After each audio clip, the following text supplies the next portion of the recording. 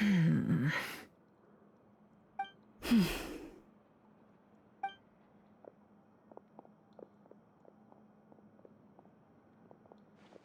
Ah, Miss Nefer. You made it after all. But what about Yehoda? I'm here to give you an update on how things are going on our end. Once this is over, I'll be heading straight back to continue my work. I left Yehoda back at the curatorium to watch over things while I'm gone. Huh. So much for just this once.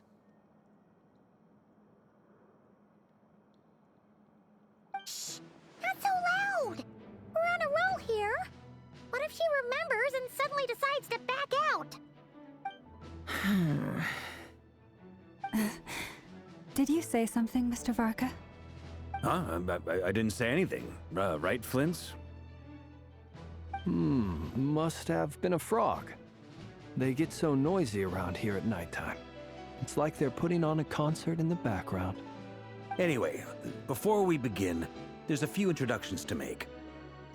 Let me start by saying that it's an honor to be speaking before so many distinguished colleagues and collaborators. First up, we have Miss Lauma. As Moon Chanter, she's the leader of the Frost Moon Scions, a local religious community in Nodcry.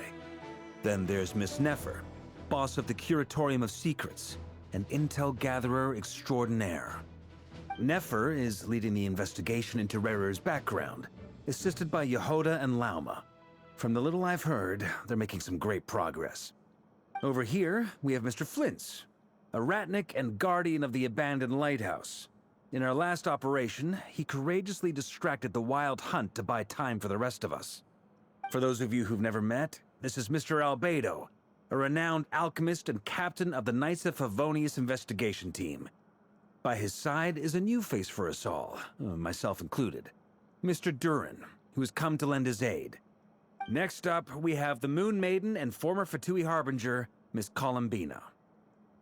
Then we have the Traveler, who's earned more titles than I could possibly hope to list out, so I'll spare you the rundown. And Paimon, the ultimate travel companion and quite possibly the best guide in all of Tevat. Wow! That's a lot of people! Great turnout! Miss Nefer, it looks like you might have another job coming your way, so, congratulations on the booming business, I guess. You think I haven't got enough on my hands as it is? Who's looking for me now? That would be me, Miss Nefer. I have a commission for you. And you are? Who I am doesn't matter right now. What does matter is that I'd like you to gather more intelligence about the Rerir of Solnari. Well, it's not as if we never take on anonymous commissions, but in your case, I'll have to decline. I'm gonna take a wild guess and say your job's probably more hassle than it's worth. Something about you seems like bad news. It's my eyes, isn't it? Conrian, I assume. And what's with the mask? Are you trying to hide your identity? In any case, the fact that you're even still alive raises an awful lot of questions for me. My name is Dainsleif. And yes, I am from Conria. As I'm sure you're aware, the Rerir of Solnari's real name is Rerir. He was once an acquaintance of mine. Really? Then you must have been quite an influential figure yourself. You flatter me, but none of that matters anymore. My point was simply to clarify why I have asked Miss Nefer to investigate Rerir's background. So you're both from Conria, and it sounds like you used to be friends? What am I missing here? Surely you already know how he became one of the Five Sinners. I'll tell you everything I know.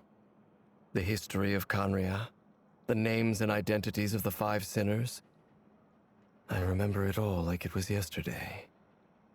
I have never spoken openly of this before. But the truth was exactly as people say. The Five Sinners were each driven by their own desires, and it was by playing upon these that the Abyss tempted them to their fall, tearing Conria apart in the process. The visionary, Vedafinir, who wish to foretell the future. The wise, Horoptatir, who sought limitless knowledge. Gold, Rhine-daughter, who desired to create life. The foul, Sertologi, who pursued supreme strength. And last, but not least, Rerir of Solnari, Rerir, Ravager of the Moon. Of the five, Rerir is the only one who remains a mystery to me. He never harbored grand ambitions, so what changed in the space of a single night? How did he come to fall like the others? In other words, you're saying that his change came as a shock to you, and you have no idea what actually happened? That's right. You mentioned how the Abyss tempted them, which led to their fall. But what did that look like in practice? And what other context can you give me about the events of that time? The more detail you can give me, the better. Strangely, now that it comes to it, I hardly know where to begin. The fateful night took place during the era of the Eclipse Dynasty. One day, my elder brother, the visionary, Vedafenir, was summoned to the palace by the Vinster King, only for the king to gouge out his eyes and cast him into the dungeons. When I came to hear of this, my fury knew no bounds. I gathered together every ally I thought I had, and together, we set a night to storm the palace and free Ved. Centuries on, the memories of that night still haunt me, like a never-ending nightmare. We broke through the palace gates, just like we had planned, each striking towards our separate targets. But then, I was betrayed. Even Vedafenir, the very person I had come to rescue, abandoned me and partook of the Abyss's power. So, it's personal after all. Then tell me, Mr. Dainsleif, what price are you willing to pay? You, of all people, must know that nothing comes for free. I cannot say what price would be worthy of such a commission. But know this. Rerir was not always a madman. Believe it or not, there was a time when he was just an ordinary man, working for the Conrian Intelligence Service. Uncovering the truth of Rerir's past is the only way to unravel this mystery. But before you decide if you will accept my commission, I will tell you more about him. Enough, I hope, to help you plan your next move. Sounds pretty good to me. Feels like we just flagged down a random passerby, only to discover he's actually a master strategist who has a score to settle with our enemy.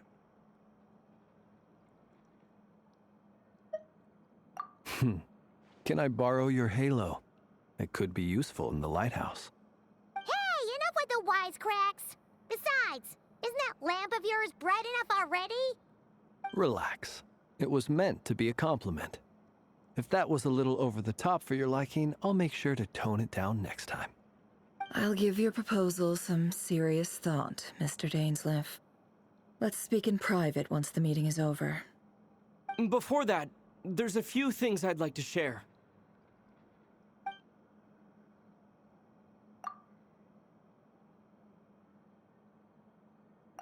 Now that we've united the hearts of the three moons, your power should be greatly enhanced. But it seems like that hasn't happened yet? I believe it will take a little longer. You've done so much for me, so I want to be completely honest with you all. Even though I'm doing a lot better now, the truth is, my recovery will likely be an ongoing process. From the moment I was born, my power has been slowly ebbing away. And that is because Tevat has never accepted me. Even with the moons united as one, it seems my rejection cannot be undone.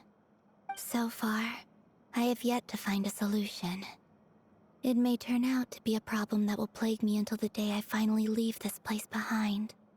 Even so, I will do everything in my power to help you drive out the Rerir of Solnari. As Arlecchino put it, this is not about chasing the spoils of victory. It's just a gesture of heartfelt gratitude. Kutar.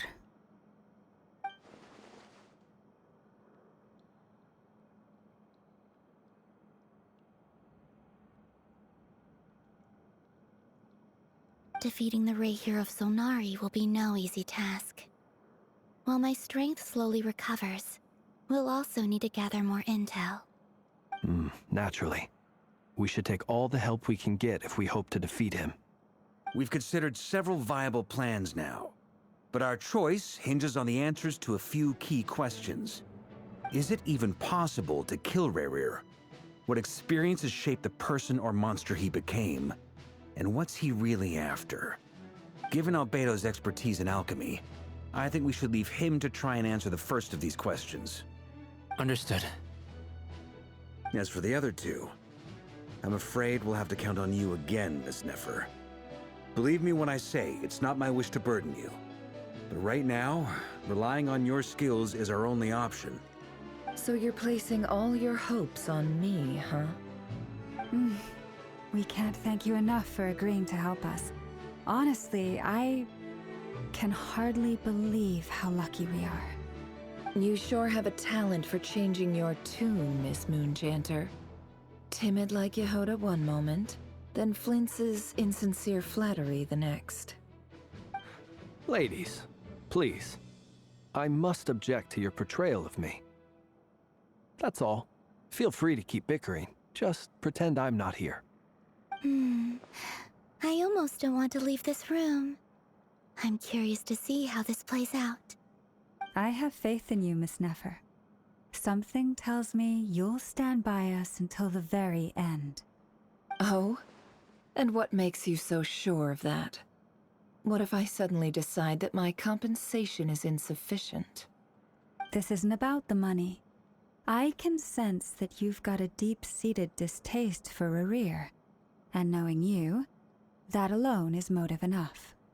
Look at them getting along so well. Like two peas in a pod. And I'm the one they accuse of insincere flattery. There is no justice. Miss Lauma, you have to understand something.